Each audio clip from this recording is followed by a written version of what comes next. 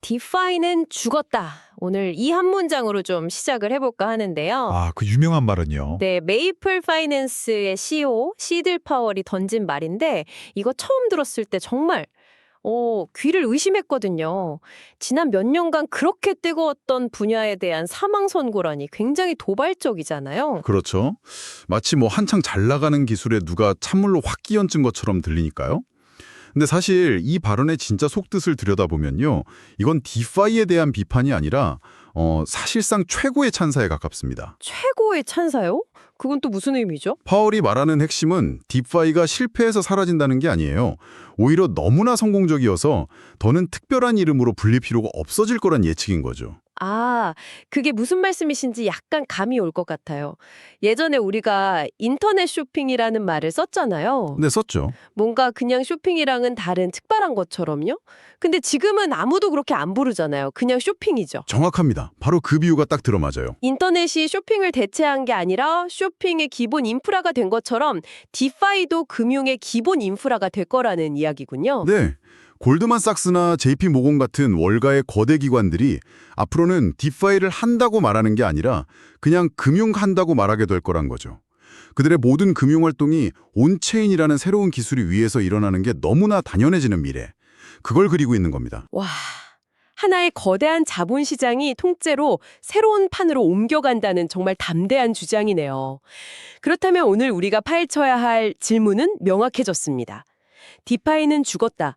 는 이 역설적인 선언이 현실이 되려면 대체 무엇이 필요한지, 그리고 이 온체인 월가라는 개념이 우리에게 어떤 의미를 갖게 될지 한번 깊게 파고들어 보겠습니다. 우선 디파이가 기술 레이어가 된다는 개념부터 시작해보죠. 이게 우리가 알던 기파이, 뭐랄까 특정 코인으로 높은 이자 받는 그런 거랑 완전히 다른 얘기 같아요. 아, 네. 완전히 다른 차원의 이야기입니다. 그런 이자 농사나 투기 같은 건 정말 디파이의 아주 작은 일부였을 뿐이고요.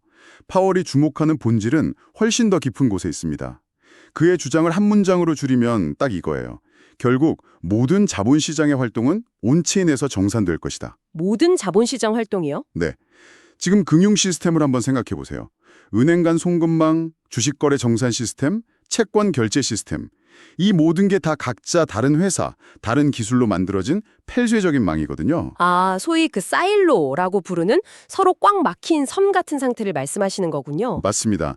A은행에서 B증권사로 돈 보내려면 중간에 여러 단계를 거쳐야 하고 주식을 팔아도 현금이 이틀 뒤에나 들어오는 이유가 바로 그것 때문이죠. 그렇죠. 시간도 걸리고 비용도 들고요. 그런데 이 모든 금융활동의 기록과 가치 이전, 즉 정산이 블록체인이라는 투명하고 표준화되고 24시간 돌아가는 단 하나의 레일 위에서 이루어진다고 상상해 보세요. 아, 단 하나의 레일. 네.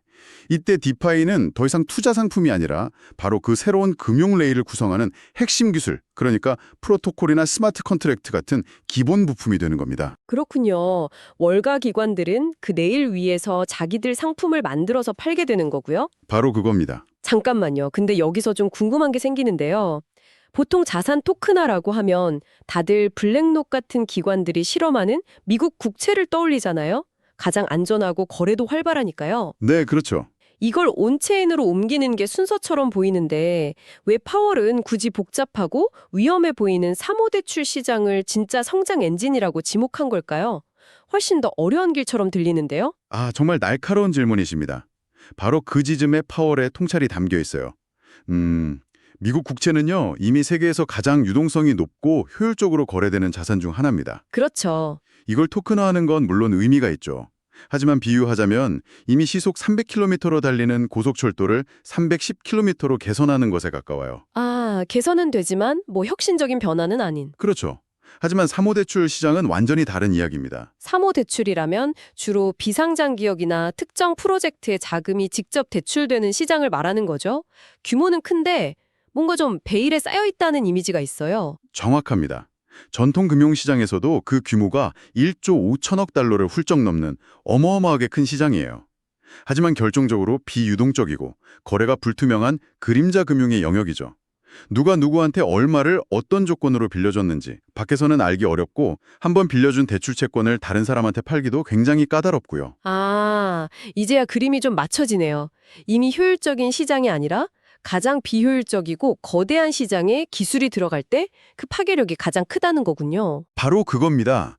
만약 이 거대한 사모대출 시장의 신용평가, 담보 설정, 이 모든 과정이 투명한 온체인 상에서 표준화된 디지털 자산, 즉 온체인 증서 형태로 이루어진다면 어떻게 될까요? 온체인 증서요? 네, 이건 단순히 자산을 옮기는 수준이 아니에요. 자본시장의 핵심 기능 자체가 이식되는 훨씬 더 구조적인 변화입니다.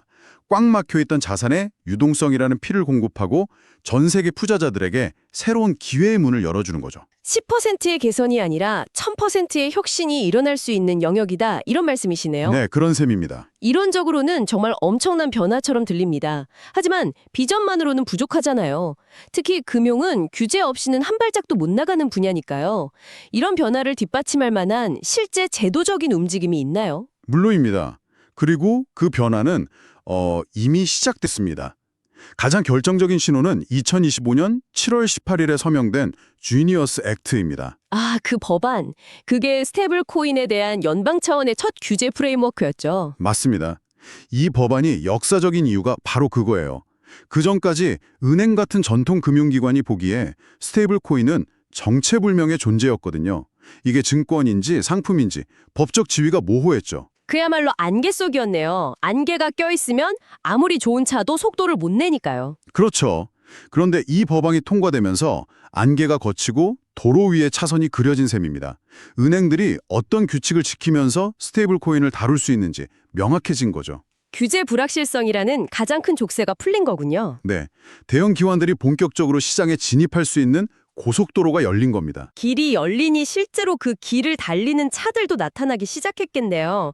금융기술기업 파이서브가 자체 스테이블 코인을 발표한 것도 그런 사례겠고요. 더 직접적이고 어쩌면 더 충격적인 사례는 비자입니다. 비자요? 네, 2025년 12월에 비자가 파트너 은행들이랑 같이 스테이블 코인, 그러니까 USDC를 사용해서 직접 결제를 정산하는 파일럿 프로그램을 시작한다고 공식 발표했어요. 와, 이건 정말 차원이 다른 이야기인데요. 그렇죠. 이전까지는 우리가 비자 카드를 긁어도 그 최종 정산에 수십년 된 기존 은행망을 통해서 복잡하게 이루어졌잖아요. 맞습니다. 그런데 이제 그 정산 과정 자체를 블록체인이라는 새로운 레일 위에서 테스트하기 시작했다는 거니까 와, 갑자기 피부에 와닿기 시작하네요. 네, 이건 그냥 작은 핀테크 기업의 실험이 아니라 월가의 혈관 중 하나가 경로를 바꾸기 시작했다는 신호로 볼 수 있는 거죠. 이 흐름이 가속화되면 시장 규모가 대체 어디까지 갈 수 있다고 보는 겁니까? 바로 그 지점에서 파월의 가장 공격적인 전망이 나옵니다. 어떤 건가요? 2026년까지 스테이블 코인을 통한 연간 결제 규모가 50조 달러에 이를 수 있다는 예측이죠. 50조 달러요?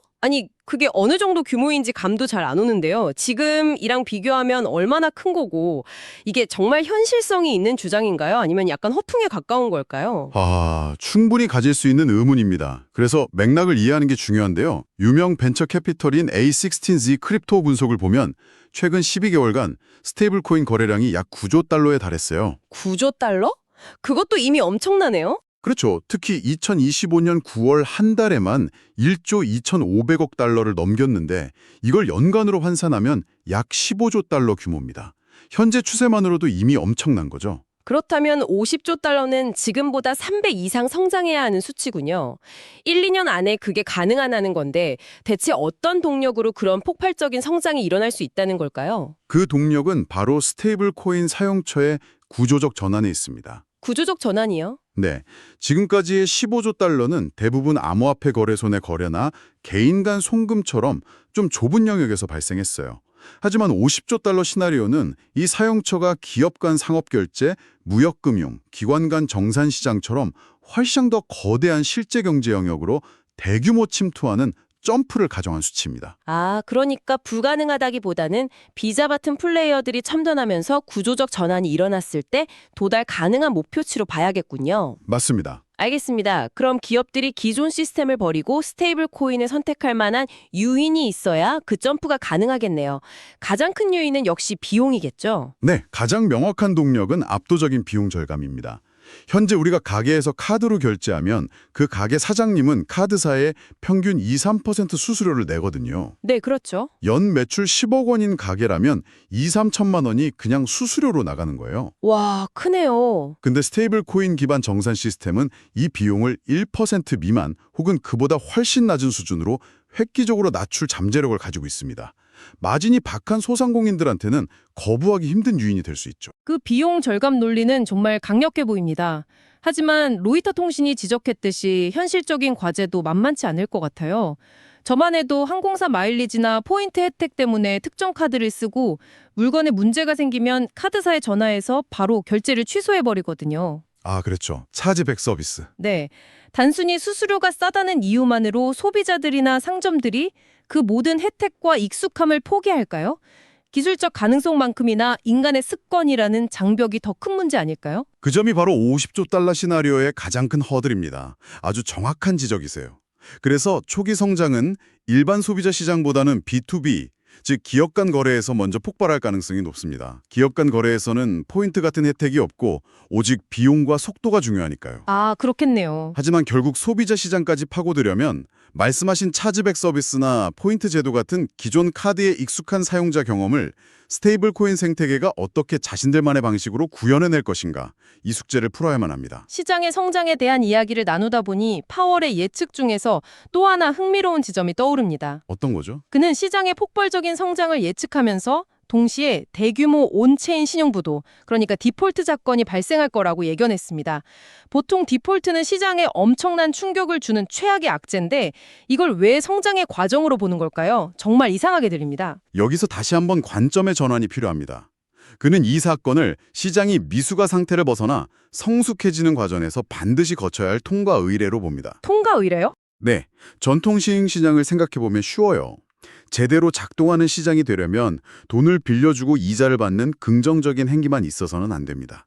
채무 불이행의 위험, 그리고 그 부실 채권을 어떻게 법적으로 처리하고 손실을 공정하게 배분할지에 대한 절차까지 완벽하게 갖춰져야 하나의 완전한 시장이라고 할 수 있죠. 아, 그러니까 첫 대규모 온체인 디폴트 사건은 이 새로운 금융 시스템의 리스크 관리 능력을 시험하는 첫 번째 스트레스 테스트가 될 거라는 의미군요. 바로 그겁니다.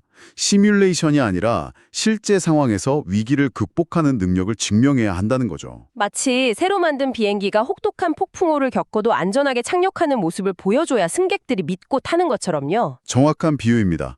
이 디폴트 처리 과정을 성공적으로 거쳐야만 보수적인 월가의 거대 자본, 예를 들어 국민들의 노후 자금을 굴리는 연기금 같은 것들이 이 시스템은 문제가 생겨도 예측 가능하게 처리되는구나 하고 신뢰하게 되는 거죠. 그 신뢰가 생겨야 수백조 원의 자금을 투입할 수 있게 될 거고요. 네, 그래서 역설적으로 잘 관리된 디폴트는 시장의 실패가 아니라 성숙의 증거가 될 수 있다는 겁니다. 역설적으로 실패가 성공의 필수적이라는 말이네요.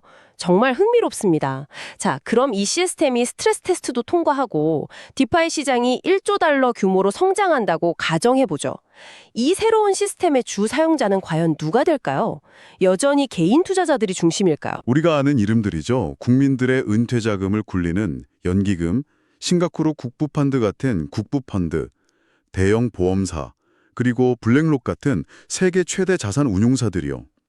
이들이 바로 앞서 이야기한 사모대출 채권이나 다른 금융자산을 토큰화한 온체인 증서를 대량으로 보유하고 거래하는 주체가 될 겁니다. 그 말은 제가 직접 유니스왑이나 에이브 같은 디파이 프로토콜을 사용하지 않더라도 저의 연금과 자산을 운용하는 기관들이 이 새로운 금융 레일 위에서 움직이게 된다는 뜻이겠네요. 맞습니다.